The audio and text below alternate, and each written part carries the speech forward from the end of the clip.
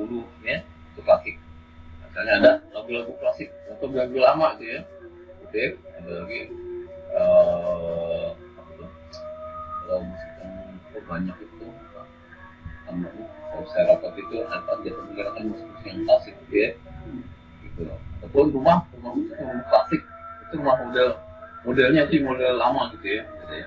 Masih bagus gitu bisa ya. Namanya saya masih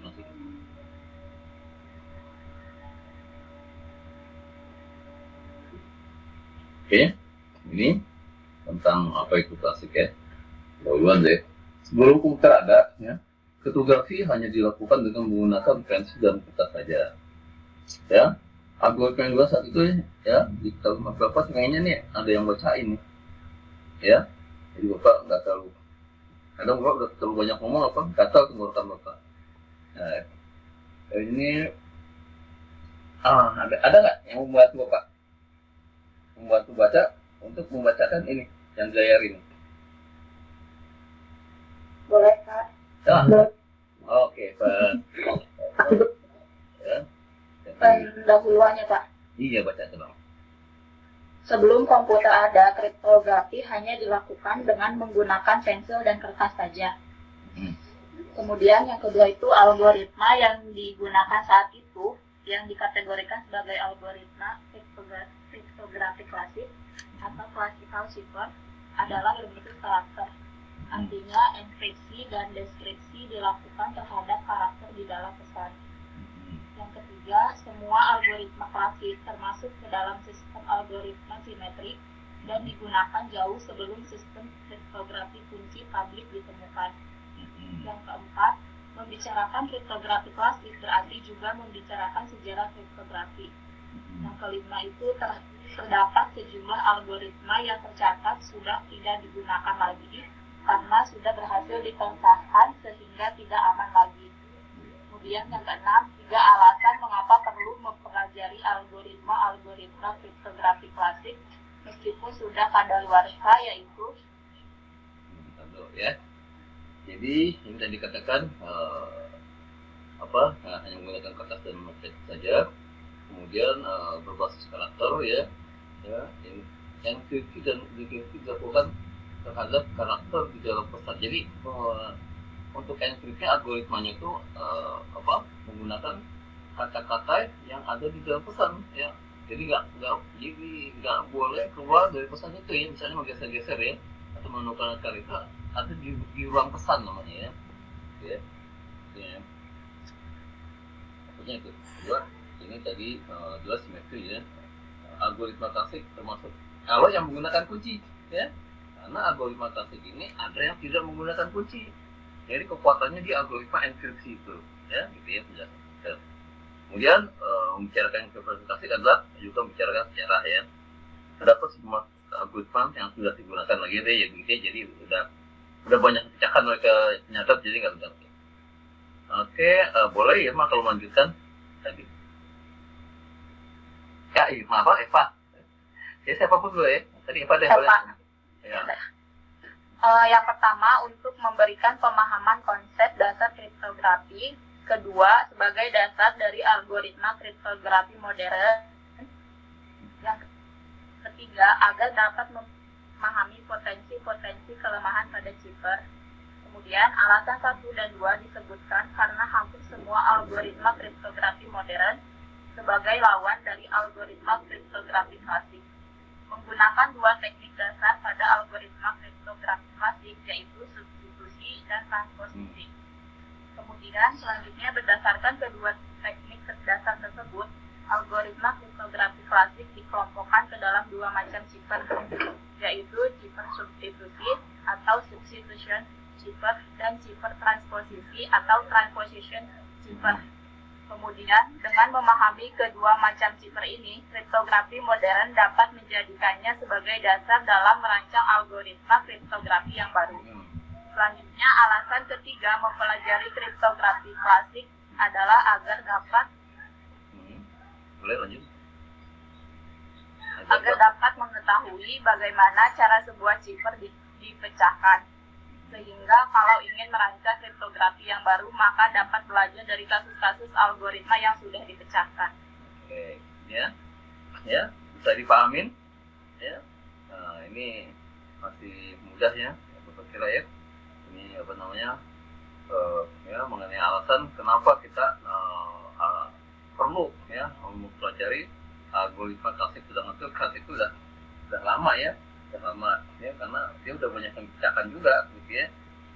Nah, ya yang pokok tadi yang pertama ya memberi pemahaman ya, untuk memahami dengan baik ya konsep dasar kriptografi. Kedua, dasar ya sebelum kita menggunakan kriptografi modern atau membuat kriptografi ya, berkaitan kita itu bisa ya, kita bisa merancang suatu kriptografi.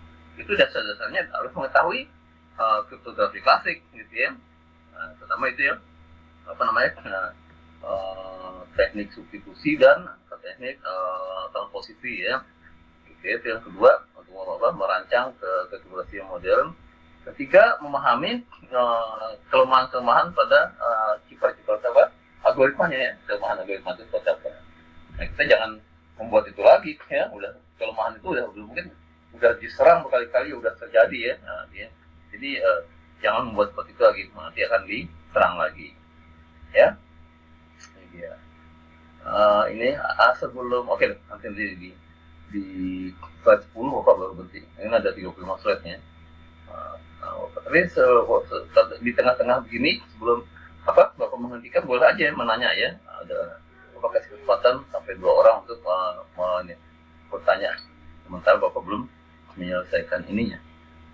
Apa namanya sampai 15 slide. Oke, boleh Eva lagi, boleh yang lain kalau membantu Eva, silakan. Eva ya? Maning mau membacakan? Kalau nggak ada, ya Eva lagi nggak ada. Boleh, Pak. Oke, Naning, coba Naning. Bacakan. Cipher substitusi. Di dalam cipher substitusi, setiap unit plain text diganti dengan 1 unit ciphertext. 1 unit di sini bisa berarti 1 huruf, pasangan huruf, atau kelompok lebih dari 2 huruf. Algoritma substitusi tertua yang terkenal adalah Kaisar Cipher.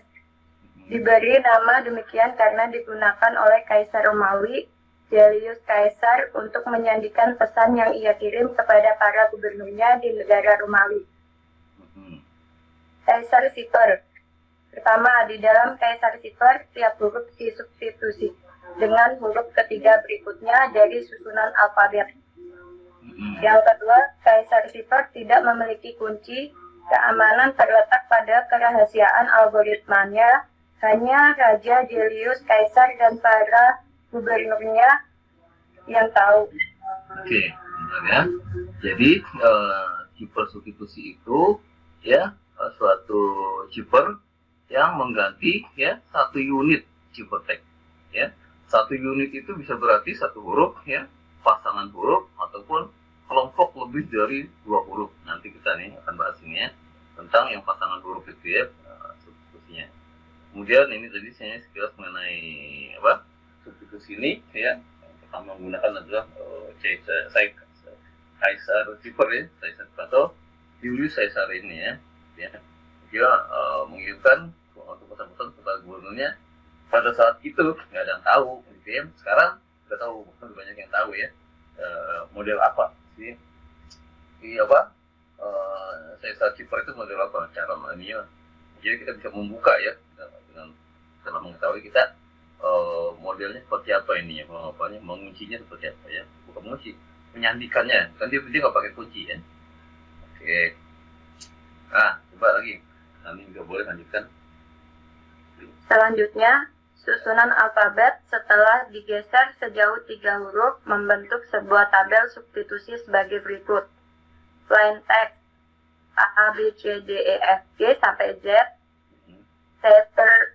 Ciphertext dengan D, E, F, G, H, I, J, K, L, M, N, O, P, Q, R, S, T, U, V, W, X, Y, Z, A, B, C. Plain text dinyatakan sebagai huruf kecil, ciphertext harus kapital. Jadi huruf A pada plaintext disubstitusi dengan B, huruf B disubstitusi dengan huruf E, demikian seterusnya. Pergeseran huruf tersebut bersifat siklik, jadi huruf X digeser menjadi A, huruf Y menjadi B, dan Z menjadi T. Dalam prakteknya, pergeseran siklik di dalam Caesar zipper ini dapat diimplementasikan dengan sebuah roda yang bernama Caesar wheel. Oke, ya. Jadi itulah si Caesar zipper, ya. Caesar zipper itu dia dengan menggeser 3 huruf, ya. Nah ini jadi ini plain text-nya ya, artinya kalimat yang kita dibuat pesan itu menggunakan standar seperti ini. Tapi waktu di zipper dia dirubah, ya. Huruf A yang kita kirim pesannya itu menjadi D dan sebagainya gitu ya. Oke. Ini ada satu alat ya di Caesar itu menggunakan Caesar wheel, ya, itu berupa roda. Nah, ini rodanya di gambar Caesarnya, ya. Oke, baca lagi boleh. Nanti sekarang ke bagian 5 saja. Cipher wheel terdiri dari 2 buah lempengan lingkaran besi. Lingkaran besi paling luar menyatakan huruf-huruf plaintext, sedangkan lingkaran besi terdalam menyatakan huruf-huruf ciphertext. Lingkaran besi terdalam dapat diputar sejauh pergeseran yang diinginkan. Lanjut. Jika lingkaran besi terdalam digeser sejauh 3 huruf, maka susunan huruf-huruf di dalam kedua lingkaran besi mempresentasikan tabel substitusi di atas. Dengan menggunakan Caesar zipper, maka pesan yang berbunyi awasi asterix dan temannya obelix disandingkan dengan Caesar zipper menjadi DJDVL, DVWHULA, GDQ, WHPD, Kiki, BAREHOLA. Caesar zipper dapat diformulasikan sebagai fungsi matematika. Setiap huruf alfabet, huruf besar dan kecil dianggap sama, dikodekan dengan sebuah angka. A yaitu 0, B1, C2, D3, E4, F5, dan seterusnya hingga Z sama dengan 25. Oke, dulu. Nah, ini jadi ya, Caesar ya, di penjelasan apa itu Caesar wheel, itu berupa dua lempengan ya, di mana yang dalamnya bisa diputar. Dia sebenarnya putarannya lingkaran besi yang diputar sejauh pergeseran yang diinginkan ya. Dia tidak hanya 3, tapi awalnya si Caesarnya menggeser hanya 3 saja. Itu 3 akhirnya seperti tadi yang kita lihat sini tabelnya.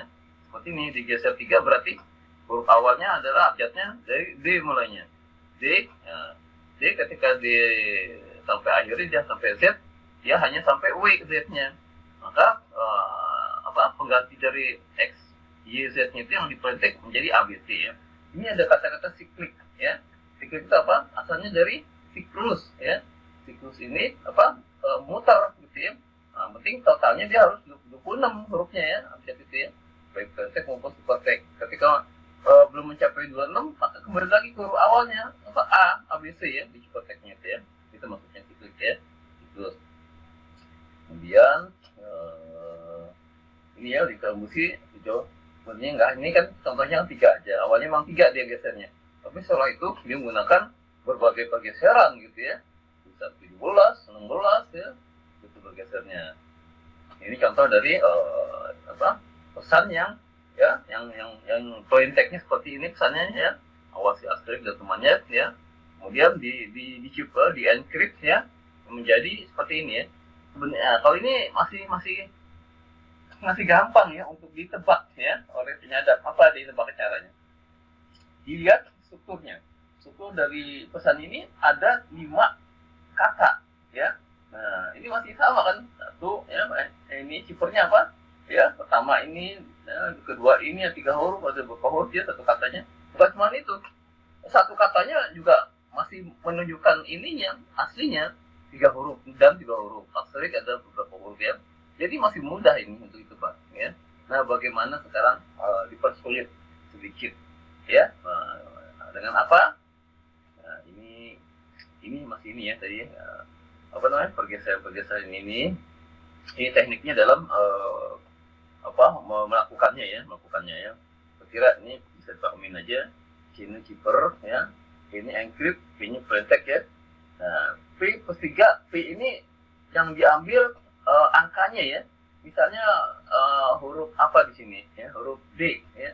Huruf D itu dia pada angkanya kodenya itu 3. Ya, jadi waktu ada ini pengencryption, di encrypt ya, itu D tadi itu misalnya huruf D 3 ditambah 3 gitu ya, ditambah 3 ya. Modus 6-nya artinya dalam lingkungan abjad 26 gitu ya. Jadi apa? P tambah 3 jadi apa? Tadi 3 tambah 3 6 ya, 6. Jadi pengganti huruf D itu adalah huruf ke-6 dalam cipher. Huruf ke-6 dalam cipher itu apa? Ya, di sini kembali lagi huruf ke-6-nya adalah huruf I gitu ya. Nah, gitu ya.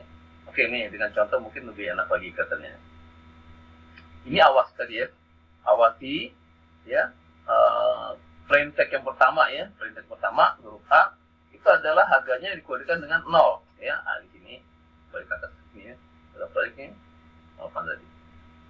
Ini dia. A itu ada 0 ya, A0 ya.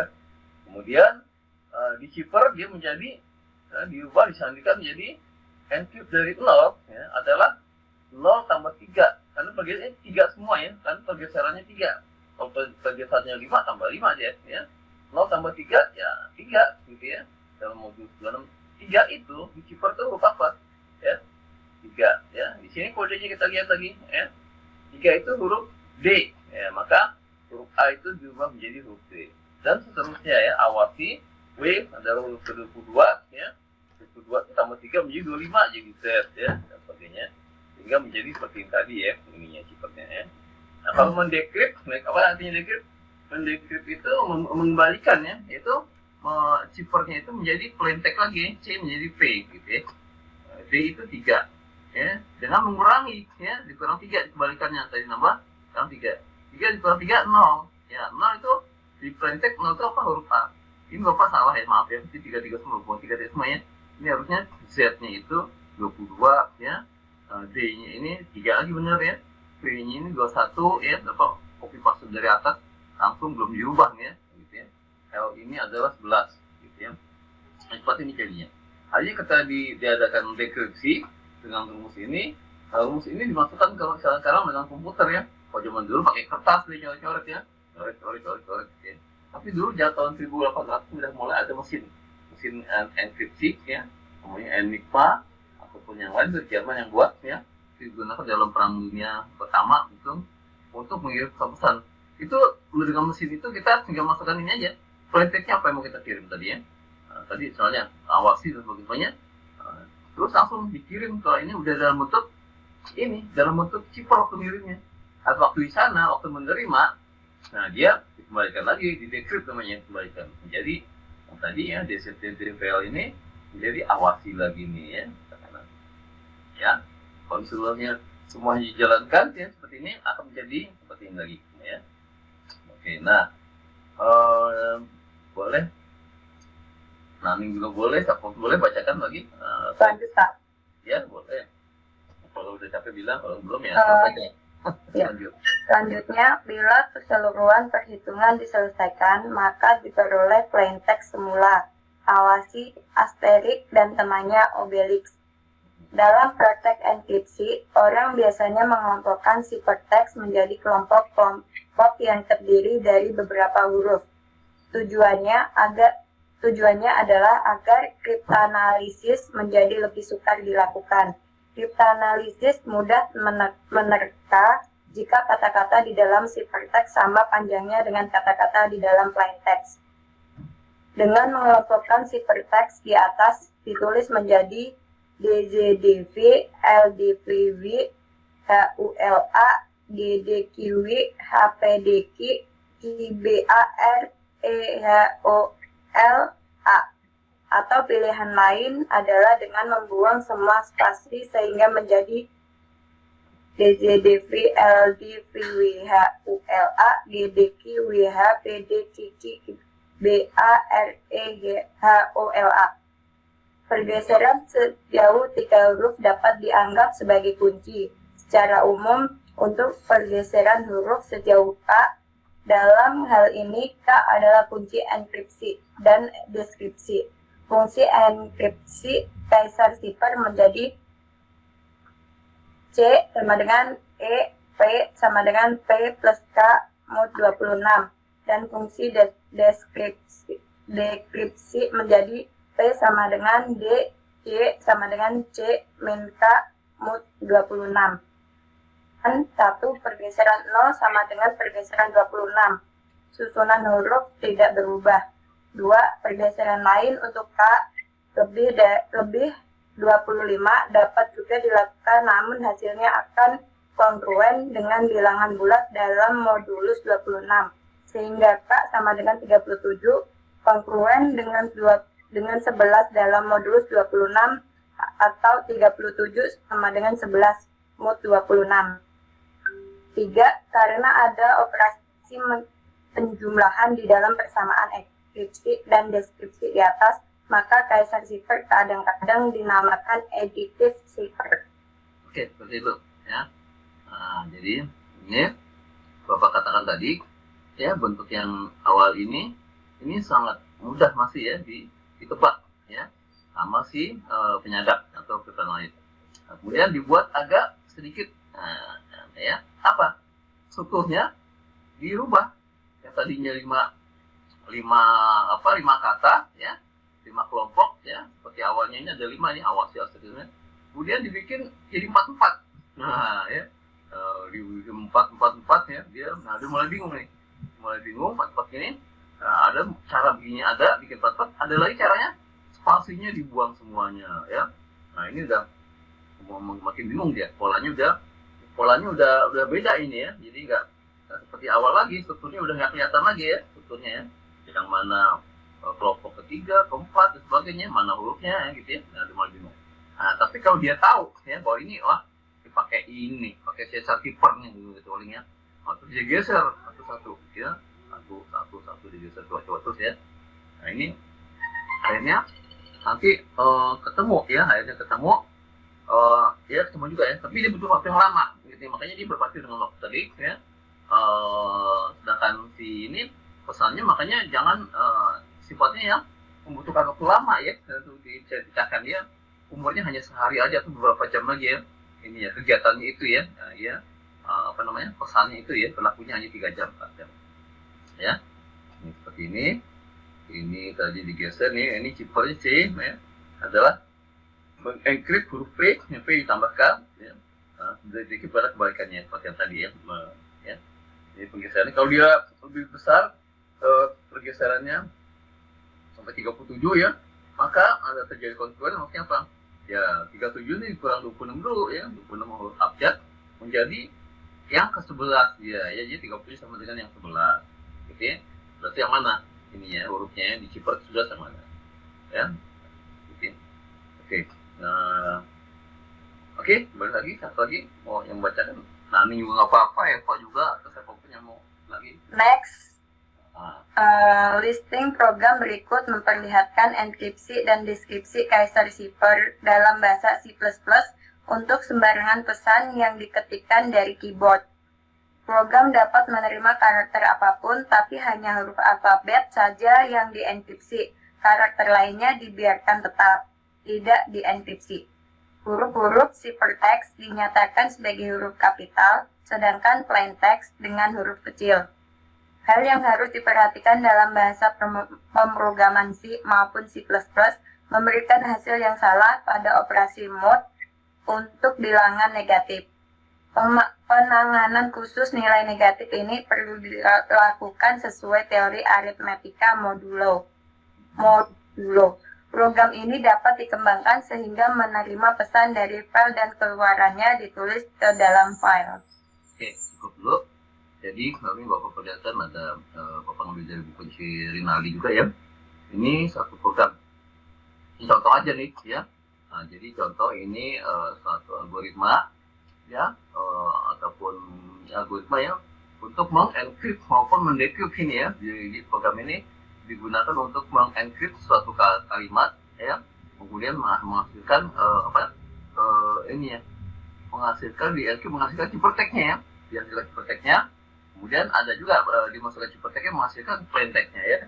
Ini mungkin nanti merupakan tugasnya seperti ini ya, tugasnya seperti ini. Jadi kalian Bapak tentukan ya, atau sebenarnya nggak tentukan juga nggak apa-apa, tapi jangan ada yang sama ya, mau menggunakan algoritma yang mana nanti ya. Itu banyak algoritma macam-macam ya, nanti kita pelajarin.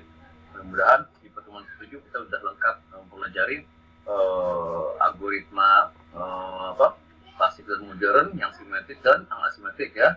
Ya, model algoritma beginner seperti apa, program playfair seperti apa ya, dan OTP seperti apa. Nanti itu kalian harus menggunakan algoritma itu ya, bikin ininya, bikin codingnya berkatakannya itu bebas ya. Jadi program ini harus jalan di ini ya. Tapi intinya sebenarnya bukan program yang jadi masalah, tapi algoritma yang dipilih dan dites gitu ya, itu yang ini, yang pokok seperti itu. Algoritma yang dipilih, nanti mungkin pahit-pahitnya nggak usah pakai program, nggak apa-apa ya. Dia menggunakan algoritma ini ya.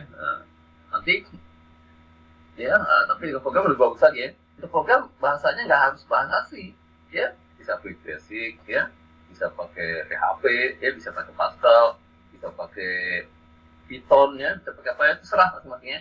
Yang intinya itu bukan programnya, bukan intinya, tapi algoritmanya yang dibuat itu ya, itu. Dan nanti dari algoritma yang dia bikin itu ya, tentu dengan yang udah ada aja itu, yang udah kita akan pelajarin, itu bikin satu pesan. Jadi tugas ini dikirim ke grup ya, seminggu sebelum presentasi ya. Nah, nanti dibuat satu ciphertext gitu ya, pesan ciphertext. Nanti di dalam seminggu itu siapa yang bisa menjawab ciphertext itu ya, isinya apa sebenarnya pesannya itu ya. Atau dikasih tahu juga boleh, saya pakai algoritma ini gitu ya. Atau dirahasiakan juga boleh ya. Dirahasiakan jangan ya, kita masih belajar ya. Kalau dirahasiakan nanti orang ini pakai algoritma apa, nanti yang bisa menjawab akan dapat nilai gitu ya. Gitu. Nanti waktu presentasi juga disebutkan ya, algoritma ini gini ya. Jadi tugasnya seperti itu nanti pertemuan ke-7. Makanya pertemuan sekarang ke-4, ke-5, ke-6 itu akan mempelajari berbagai algoritma, baik yang klasik maupun yang modern, baik yang simetrik maupun asimetrik maupun yang hash gitu ya. Kita akan pelajari semuanya. Di pertemuan ke-9, 10, 11, 12 itu ada pelengkapannya aja, tambahan-tambahan pengetahuan kriptografi ya. Ada yang namanya pretty good ya, di pretty good PGP itu nanti ada juga ya. Stenografi juga kita akan membahas sedikit. Terus algoritma dalam penerapan sehari-hari itu semuanya. Tapi sebelum UTS, ini semua algoritma harus kita dapatkan gitu ya, dan kita pahamin. Ya, ini contohnya kalian lihat ya, dalam bahasa C ya, program enkripsi ininya modul enkripsinya, ini isinya seperti ini ya. Nah, kalau kalian belum bisa program ya, ini dulu ya, algoritmanya itu pakai ini aja. Algoritma kan urutan logika ya, jadi kalimat aja biasa ya, pakai bahasa Indonesia boleh ya. Misalnya ini program, ini adalah algoritma untuk ini enkripsi ya. Angkanya adalah ya, ada ini inisialisasi ya, integer ini I sama K gitu ya, karakternya C gitu ya. Ya, terus ini terus tampilkan itu dengan printnya, boleh print ya, ketikan pesan ya, ketikan pesan, masukkan jumlah pergeserannya ya, itu ada berapa ya pergeserannya, nanti ini loopingnya ya, loopingnya pergeserannya dia cari ya, dia kemudian merubah hurufnya ya. Nah, begitu ketemu dia cetak ya, ini ketemu dia cetak ya, dan ya seterusnya dibaca ya. Ini modul untuk dekripsi. Itu ya seperti ini, ada stringnya dan sebagainya. Ketika diketik ini ya, ciphertext-nya apa ya, kemudian jumlah pergeserannya apa ya. Jadi ini untuk membaca program ini nantinya bisa digunakan waktu menjawab pesan yang kalian kirim kelompok itu ya, yang bikin pesan ke ini sudah di super text ya, itu bisa digunakan ini ya, dengan makanya coding ini coba dimasukkan ya coding ini bisa disesuaikan lagi nanti kan kalau kalian improvisasi pakai Pascal ya, tapi algoritmanya sama ya, pakai Quick Basic atau Visual Basic ya, kan algoritmanya sama, program untuk mengencrypt atau mendecrypt. Mengencrypt itu namanya membuat ciphertext. Kalau mendecrypt membuat teks lagi mengembalikan. Ya. Ini masih bicara substitusi loh ya. Algoritma teknik substitusi. Ini ya, belum yang lain ya. Tapi oke lah. Yang lain itu pengetahuan aja deh ya. Ya, nanti apa Bapak lihat ya. Pertemuan dulu apakah yang lain itu algoritmanya digunakan ya. Ini kalau dijalankan programnya ya seperti ini ya. Perhatikan ayat 17.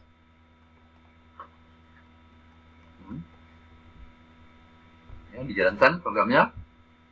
Ini ya, menu ya, di running ya programnya. 1 enkripsi, 2 dekripsi, 3 exit keluar ya. Pilih menu yang mana. Ya. Ini pilihannya 1 ya. Ketika pesannya. Nah, pesan ini sepakai bahasa Inggris mana? Ini apa ada di buku ya? Di Rinaldi itu ya. The quick, brown, fox, jump over the lazy dog. Nah, jadi serigala ya, dengan cepat melompat ya di atasnya anjing pemalas ini ya. Gitu ya. Masukkan jumlah pergeserannya ya antara 0 sampai 25. Dia 18 digesernya. Ya, ininya ya. Kemudian ciphertext yang dihasilkan seperti ini. Ya. Nah ini masih bisa ditebak ini ya, tanpa program juga ya. Nanti seorang jago kriptanalis ataupun penyadap dia udah tahu nih ya. Kalau gini gampang tebaknya, kenapa? Dia polanya sama dengan plain text-nya ya. Jumlah hurufnya 1, 2, 3, 4, jumlah katanya ya. Terus tiap kata ya ada 3 huruf ya dan sebagainya ini ya. Ini gampang tebak ya. Nah, nanti buat sifatnya gitu ya.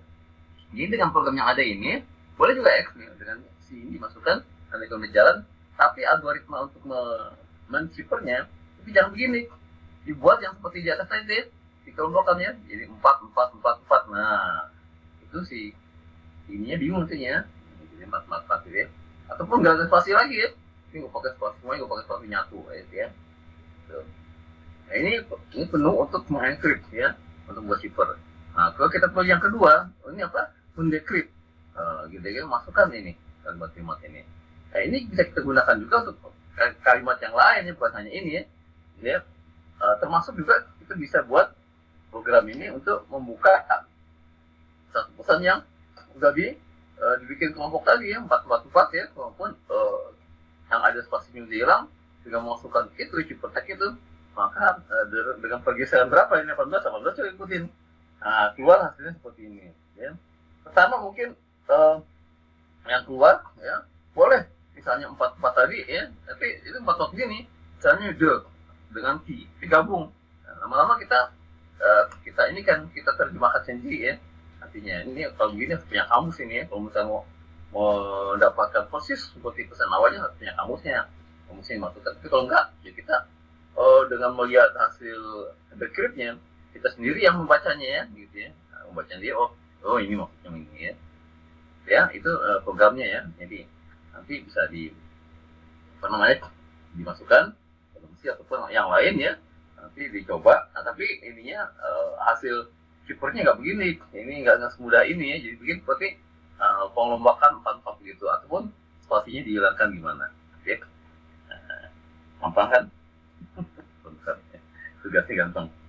Itu akan dipresentasikan pertemuan ke-13. Tapi sebelum itu dilempar dulu siapa yang mau bisa menebak nih ya. Iya apa ciphertext-nya gitu ya. Mungkin kalian yang punya programnya bisa gitu ya, tapi yang nggak punya programnya nggak bisa. Oke, udah 7.40 Bapak. Nah, harus siap-siap 7.45 ya kita berikutnya. Oke, mantul. Masih ada banyak slide-nya. Boleh siapa lagi membacakan? Naning boleh juga, Eva juga boleh, ataupun yang lain boleh. Mau dilanjut Pak? Iya boleh, Naning juga lagi, udah habisin deh, Naning deh. Apa? Nah, kalau mau bagi Selanjutnya, boleh. program Root 13 atau Rotate by 13 Places adalah program Kaisar Shipper sederhana yang ditemukan pada sistem Unix. Root 13 menggunakan Kaisar Shipper dengan pergeseran K sama dengan 13. Jadi huruf A diganti dengan huruf N, B diganti dengan O, dan seterusnya. Gambar berikut memperlihatkan pemetaan huruf-huruf plaintext dengan huruf-huruf ciphertext di dalam Root 13. Pesan hello disandingkan dengan Root 13 menjadi URRYB atau huruf dibagi dua dari A sampai M dan N sampai Z. Itu ininya, itu plain text-nya, ya, ciphertext di bawahnya itu ya, gitu. Ya, makanya lihat hello dibikin ceper, jadi H itu ininya huruf A plain text-nya, ciphernya tuh U, ya, E itu menjadi R, ya, dan apa lagi L, ya, itu menjadi Y, gitu ya, menjadi ini nih. Jadi 13 itu dibentuk seperti ini, dibagi dua. Ini sistem unik ya, gimana ya? Oke. Ini unik. Bapak aja sebenarnya. Unik. Kalian tahu nggak? Unik ini apa? Ada yang bisa jawab? Belum Bapak aja. Software kan Pak? Betul. Software apa? Kayak Windows gitu bukan? Intinya apa? Windows itu apa Windows? Maksud kategori software apa? Windows itu dengan DOS, Android itu jenis software apa? Operasi sistem. Kata jujur, menjawab sistem operasi atau sistemnya, gitu ya. Nah, jadi unik ini ya adalah sistem operasi, ya. Cuman zaman dulu kala, zaman sekarang ada perbaikan-perbaikan, apa yang namanya bukan Unix lagi apa? Ada yang tahu? Iya. Linux. Ya, penting ya. Itu Linux ya. Linux yang sekarang pecahannya aja Ubuntu itu ya. Sebelum Linux dia namanya Xenix. Pokoknya pakai X terus ya, ini ya. Xenix. Nah, sebelum itu Unix yang pertama di tahun berapa ya? 80-an apa ya? Unix ini pertama kali dibuat, oke ya. Nah, ini tapi sekarang si Unix ini dia membuat Windows ya. Windows under Unix atau under Linux kita ada sekarang ya. Tapi sangat amat terbatas lagi ya sekalian. Nggak seperti Windows yang kayaknya kita pakai Windows under DOS ya. Windows under DOS ya. Ya, kelebihannya Windows under DOS ya fleksibel, sangat fleksibel sekali ya, berbagai kebutuhan kita bisa dipenuhi oleh Windows under DOS. Tapi dengan Unix sangat terbatas sekali ya, sederhana sekali ya. Nah, teman kelebihan Unix apa? Linux itu virus nggak bisa tembus karena dia bermain di kernelnya itu ya, ada kernel dalam operasi sistemnya, dia bermain di situ sehingga virus nggak bisa masuk ke situ ya. Virus bermain di sebelum masuk ke kernel itu dia bermain di situ. Ya, itu mengenai pengetahuan tentang Unix ya. Nah, ini chipper yang ini, Root 13 ini adalah suatu chipper Caesar yang ada ditemukan di sistem Unix. Tapi dia sifatnya bukan untuk pengamanan ya. Ini sifatnya untuk main-main aja ya sini ya. Ya, itu baca problemnya. Oke, baca deh dulu deh yang 13-nya. Ya, boleh. Ini juga boleh lanjut. Nama Root 13 berasal dari situs net.jocks pada awal tahun 1980. Root 13 tidak ditunjukkan untuk memberikan keamanan kriptografi yang sesungguhnya, sebab digunakan untuk hal-hal yang main-main dan tidak serius. Untuk membaca pesan yang disandikan dengan Root 13, penerima pesan harus mengenkripsi kembali ciphertext tersebut dengan Root 13, sebab enkripsi arsip-arsip kali dengan Root 13 menghasilkan arsip semula, yaitu Betul. Ini bukan arsip ya. Sebab enkripsi arsip 2 kali gitu ya. Jadi maksudnya pesannya itu 2 kali di encrypt ya. 2 kali di encrypt menjadi pesan awal dia. Contohnya pertama di encrypt dengan Root 13 di plaintext-nya menjadi ciphertext. Ketika di encrypt lagi, dia akan kembali lagi menjadi plaintext-nya lagi ya. Itu maksudnya arsip 2 kali ya, dengan Root 13 menghasilkan aktif semula, ya, paham ya? Oke, lanjut aja.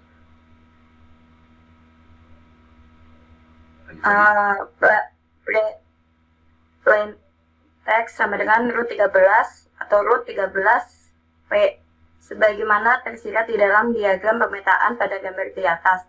Hal ini juga dapat dijelaskan secara matematis bahwa root 13 adalah fungsi yang inversinya adalah dirinya sendiri. Root 13 atau root 13x root sama dengan root 26x sama dengan x. Untuk teks x sembarang. Lanjut. Mana? Lanjutannya. Cryptanalysis terhadap Kaiser Cipher. Kaiser Cipher mudah dipecahkan dengan menggunakan brute force attack karena jumlahnya kuncinya sedikit. Hanya ada 20-an jika menggunakan alfabet 26 huruf. Cryptanalysis terdapat ciphertext dilakukan dengan mencoba sebanyak 26 buah nilai K atau K sama dengan 0 sampai K sama dengan 25. Lalu periksa apabila hasil dekripsi menyatakan pesan yang bermakna. Jika ya, maka nilai K yang berkoresponden menyatakan kunci yang benar. Misalkan cryptanalysis menemukan ciphertext berikut. VIV, BQ, SQ, BI, BI, SMB, MUC, LQ, ITTI. Asumsikan cryptanalysis mengetahui bahwa plain text dienkripsi dengan Kaiser Cipher. Ya. Lanjut. Next, untuk memperoleh plain text dilakukan deskripsi mulai dari kunci yang terbesar 25 sampai kunci yang terkecil 1.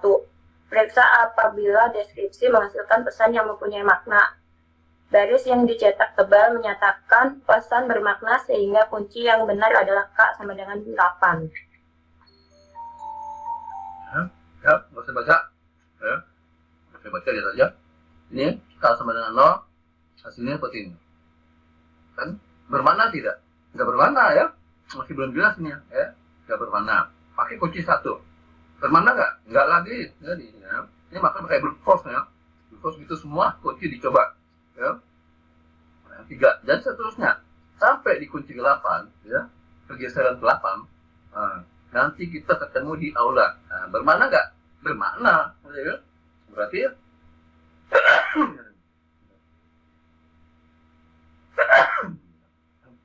ya berarti yang bermakna itu ada di kunci 8. Kunci 8 yang digunakan untuk membuka seterusnya ya. Dalam pesan yang aku mungkin ada lagi ya. Oke, lanjut lagi bacanya. Yang di bawah tabel itu ada. Lanjut. Metode lain yang digunakan untuk memecahkan ciphertext adalah dengan statistik, yaitu dengan menggunakan tabel kemunculan karakter untuk membantu mengidentifikasi karakter plain text yang berkoresponden dengan karakter di dalam ciphertext. Ya, lanjut lagi. Ciphertext substitusi dapat dikelompokkan ke dalam 4 jenis, yaitu yang pertama cipher abjad tunggal, yang kedua cipher abjad banyak, yang ketiga cipher substitusi homofonik, yang keempat cipher substitusi poligram. Yang pertama cipher abjad tunggal.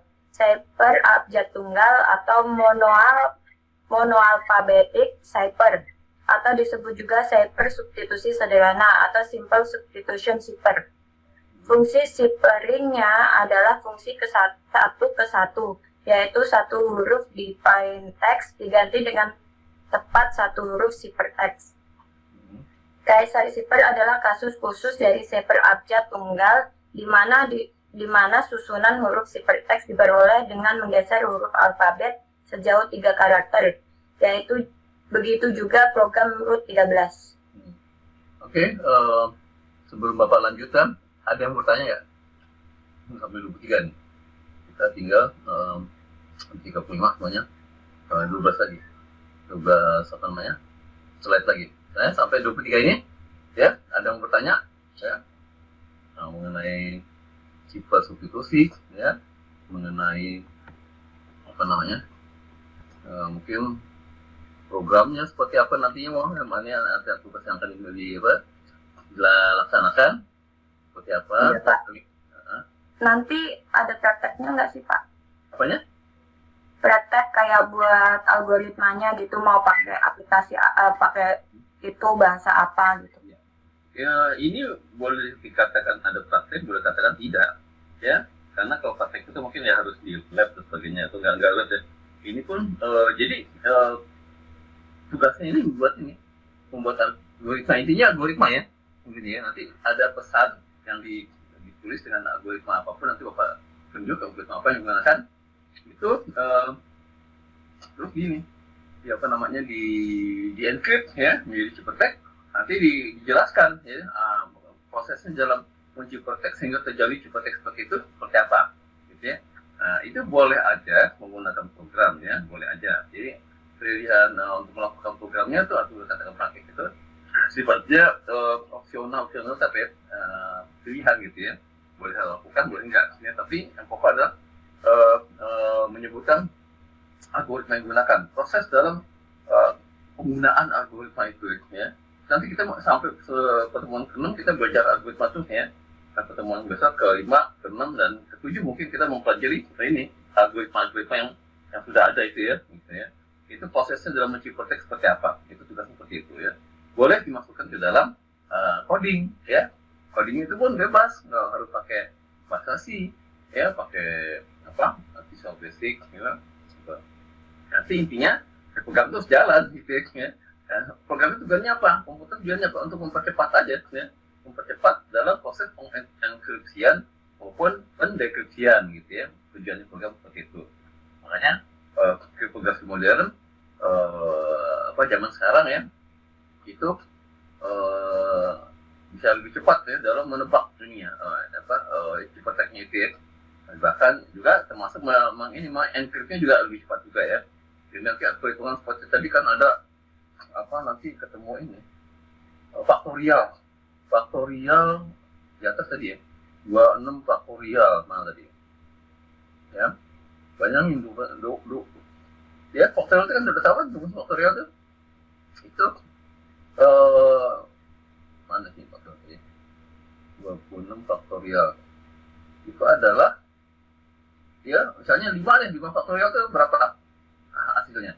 5 kali 4 kali 3 kali 2 kali 1 ya, faktorial ya. Ini di sini tadi Bapak sudah lihat apa belum sampai situ. 20 faktorial itu ya angkanya fantastik sekali ya. Jadi yang bisa dihasilkan, kunci yang bisa dihasilkan dalam faktorial 26 ya. Itu fantastik sekali.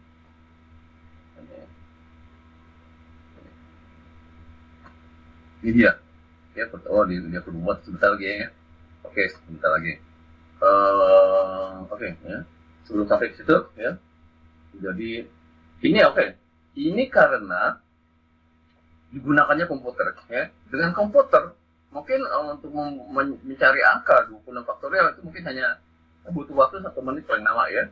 Di motor ya. Dapatlah angka ini berapa ribu triliun ini ya. Jadi ini kunci yang dapat dihasilkan gitu ya.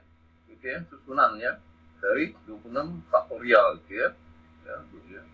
Berarti terdapat 26 faktorial buah kunci untuk menyusun huruf alfabet ke dalam tabel. Nah ini ya, si penyadap memilih yang mana kuncinya sebagai banyaknya. Dia juga pakai komputer juga ya, dia pakai program juga. Dimasukkan prakteknya gini, dia tahu pakai pakai substitusi, pakai sesar ya, masukin. Nah, bisa ketemu bisa enggak ya. Pada prinsipnya mereka itu akan menemukan, tapi lama atau cepatnya itu yang jadi masalahnya, ya. Nah, jadi ya, silakan kalau ada yang belum paham, apakah beri kesempatan, ya, silakan sebelum ini baca lebih lanjut dan kita akhiri. Oke, kalau nggak ada pertanyaan, lanjut aja boleh, ya. Terserah mau nanding lagi terus, sampai mau yang lain juga boleh. Selanjutnya, jika plain text terdiri dari huruf alfabet, maka jumlah kemungkinan susunan ciphertext yang dapat dibuat adalah sebanyak 26. Nah, sebut Sama dengan? Jumlah faktorial ya, intinya seperti itu dong. Ya, beberapa. Ya. Nah, 403. Oh, itu nggak usah, Pak. Ini ada kebanyakan. Ini berarti terdapat 26 faktorial buah kunci untuk menyusun huruf alfabet ke dalam tabel substitusi. Susunan huruf di dalam tabel substitusi Caesar Shipper adalah salah satunya. Susunan huruf hypertext juga dapat diperoleh misalnya dengan menyusun huruf alfabet secara acak seperti tabel substitusi berikut. Dibaca, Pak? Gini aja. Ya, ABCD sampai Z ya, seperti ini ya. Masih urutnya ya. Tapi Iya. di hypertext-nya dia sembarangan. Asal nih ya. Nah, ini untuk menyulitkan si penyadap ini ya, gunanya ya. Nah, tapi waktu dia mendekrip, ya, membuka, harus digunakan lagi ini. Jadi dia boleh ngasal waktu ngekrip.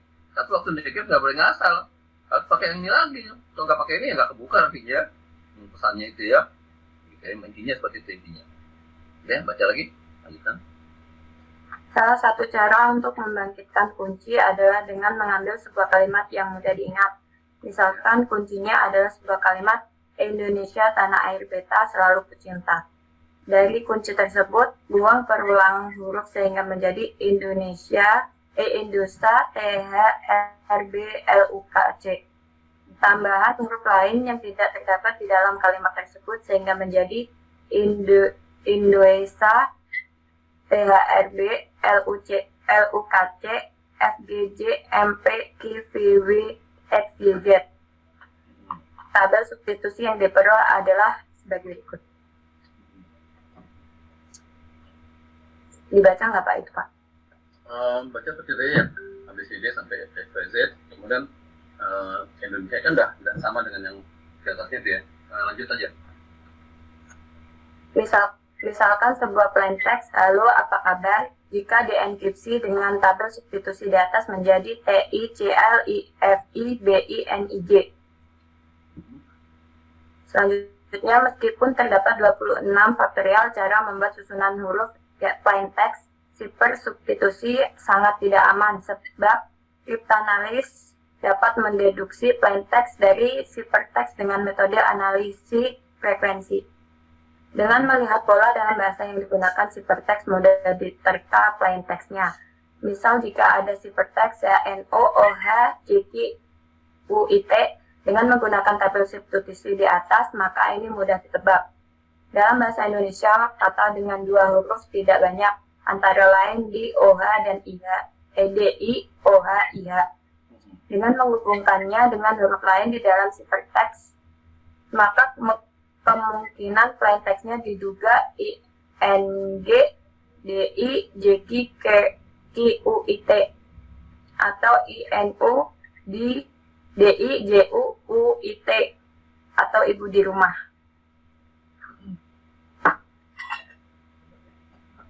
Oke, lanjut lagi.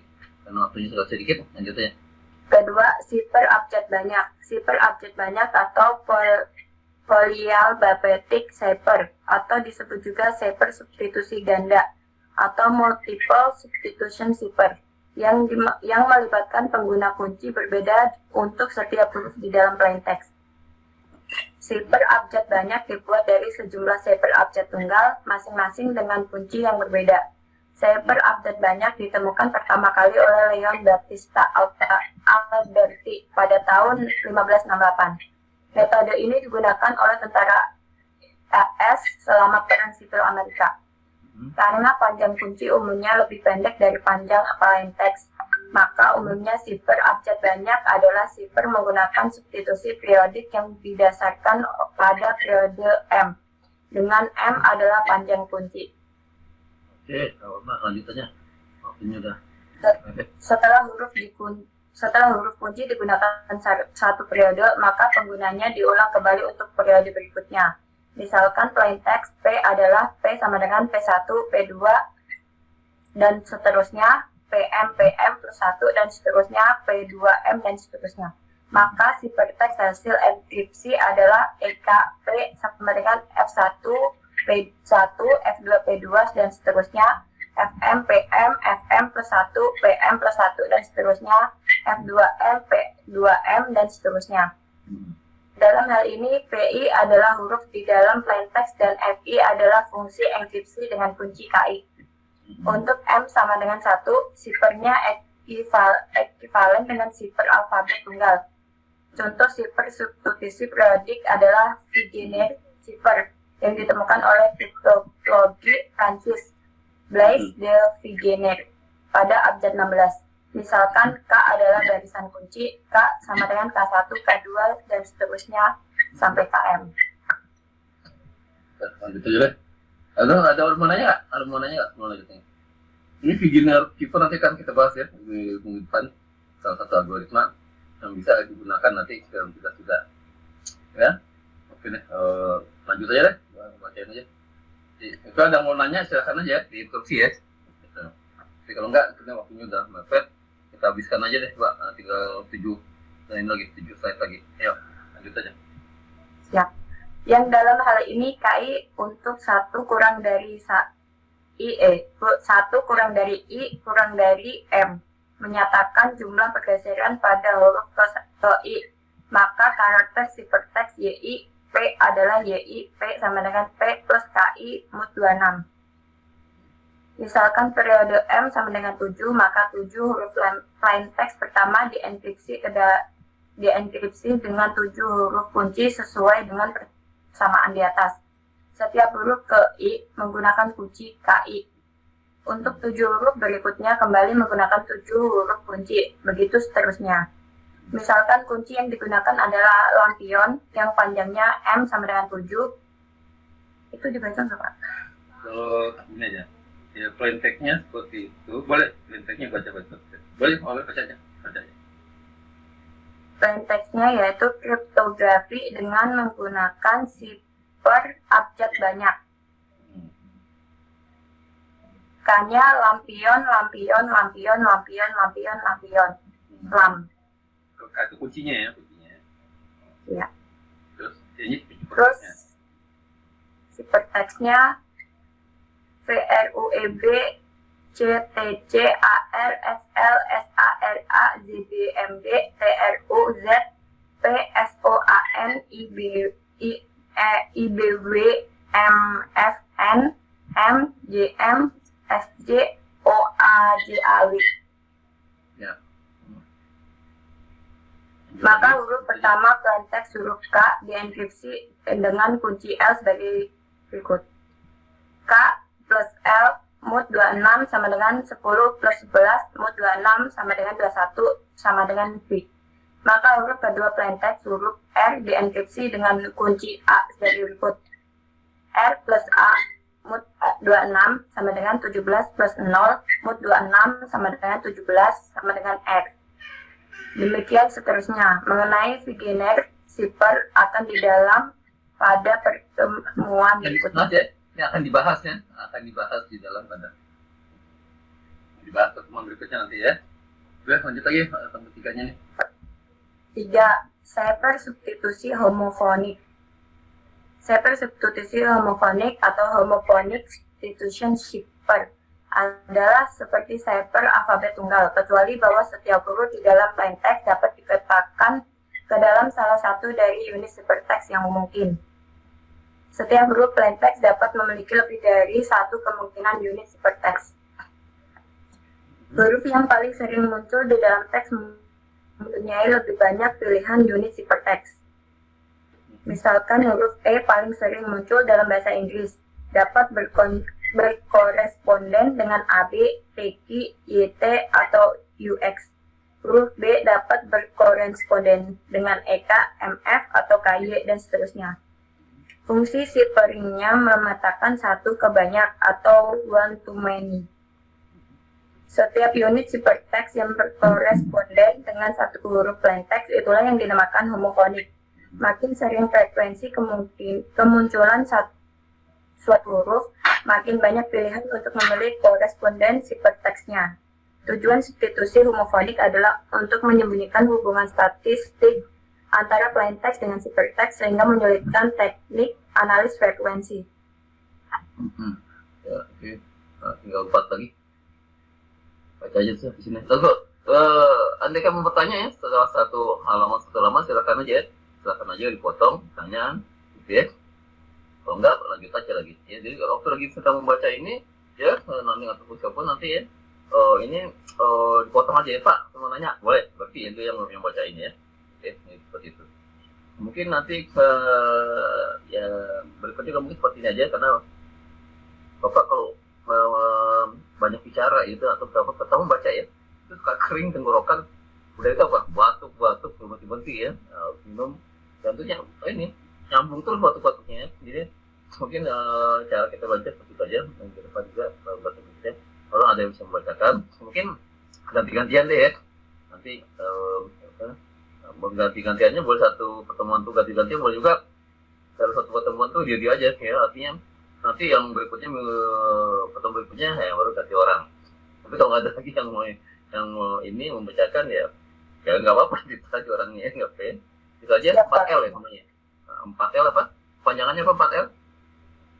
Lu lagi gitu. 4. Jangan lu deh. K. Nah, kamu lagi. KL ya. Oke deh. Kalau gitu lanjut aja deh. Ini waktunya udah habis ini. Lanjut ke ini apa namanya? Sampai ke slide 12 Pak. Ya, Nani. Misalkan pembentukan homofonik didasarkan pada frekuensi kemunculan huruf di dalam teks bahasa Inggris seperti yang ditujukan pada gambar berikut. Huruf E yang paling sering muncul dalam teks tersebut, 13%, dapat dikodekan dengan 13 buah homofon. Huruf A muncul sekitar 8%, dapat dikodekan dengan 8 buah homofon. Demikian seterusnya. Sebagai contoh, plain text serang dapat dienkripsi menjadi GL, SO, LW, IA, BE, JK. Unit ciphertext yang dipilih di antara semua kemungkinan yang ada dapat ditentukan secara acak. Jika enkripsi adalah pemetaan satu ke banyak, maka untuk dekripsi tidak demikian. Untuk melakukan dekripsi digunakan tabel homofon yang sama kembali. Tabel homofon berlaku sebagai kunci. Ukuran ciphertext akan 2 kali plain text. Ini gambarnya ya. Ini kuncinya menggunakan bahasa Inggris yang sering muncul ya. Ya, E ini 13 itu paling tinggi, kemudian A itu ada 8, mungkin T juga itu ada berapa ya. Itu dia bikin tabel ya, tabel homofon namanya. Homofon ini. Jadi yang A itu tadi muncul 8% ya.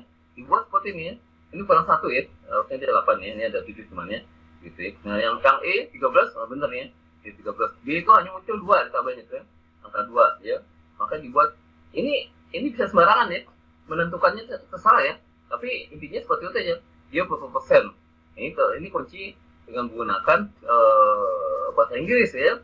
Tapi bisa menggunakan dengan bahasa Indonesia juga bisa ya. Yang paling banyak muncul dalam bahasa Indonesia huruf apa gitu ya. Nanti dibuat seperti ini juga. Ya, ini salah satu ini ya. Metode ya. Ini biasa disebut apa nih? Ini apa? Yang 3 tadi, metode 3 ini apa namanya? Substitusi homofonik ya. Namanya seperti ini. Ini model yang udah ada ini siapa ya yang udah bikin ya? Mungkin kalau yang nomor 2 itu beginner ya. Beginner itu yang menggunakan seperti ini, apa namanya? Keeper abjad banyak ya, abjad banyak. Dia menggunakan ini Batista. Bukan beginner. Oh iya, beginner sama ya, beginner menggunakan keeper abjad banyak gitu ya. Kita tadi membacakan cipta substitusi homofonik ya, dia menggunakan kuncinya bahasa Inggris ya, boleh bahasa yang lainnya. Yang paling banyak munculnya huruf E berapa persen, dibuat terus tabel seperti ini dia. Atau tabel ini dihasilkan tabel ini ya, ini grafiknya seperti ini, dihasilkan tabel seperti huruf A, dia pemunculannya ada 8 kali dibuat ya. Ya, homofonik ya. Tadi kan dikatakan substitusi itu boleh satu huruf ya, di plain text-nya satu huruf boleh ya. Jadi satu unit itu bisa merupakan satu huruf, merupakan pasangan huruf, bisa merupakan lebih dari 2 ini ya, lebih dari 2 huruf ya. Ini 2 huruf ya. Ini bebas ya memberi pasangannya, kadang-kadang itu banyak ya.